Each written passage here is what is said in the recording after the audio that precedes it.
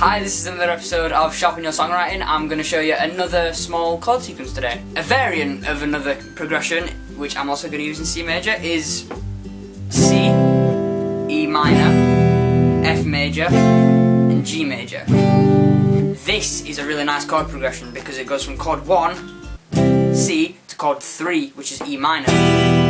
And this sounds really nice. It sounds almost strained that it's going to C to E minor. And that's because it's going from straight to a major chord to a minor chord, and it's the same effect that you get from a C to an A minor. It sounds from happy to going immediately sad, and it immediately gives the chord progression a slightly darker turn to it. With the chord progression that I just played there, when you go from E minor to F major, it sounds fuller and happier and more full of life again because you've gone from a minor chord to a major chord and it sounds full.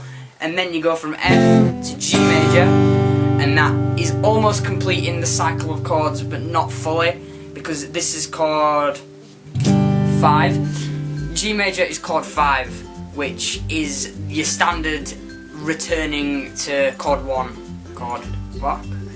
Yes. This, as my colleague so expertly pointed out, is called a perfect cadence when you go from chord 5 to chord 1 again. That's why it's called perfect cadence. It's just a perfect transition to the end of the chord sequence. Gather my thoughts for a minute. I'm having a real emotional moment here. This is really hard for me.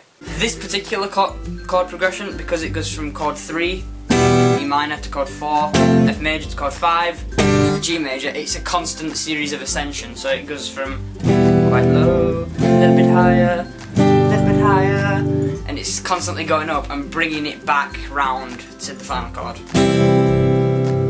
So Lenny, if you could put up a nice annotation of what these chords are, so it doesn't just appear like I'm talking absolute shit, that'd be great. I've spoke about all I want to speak about. I hope you have a nice day.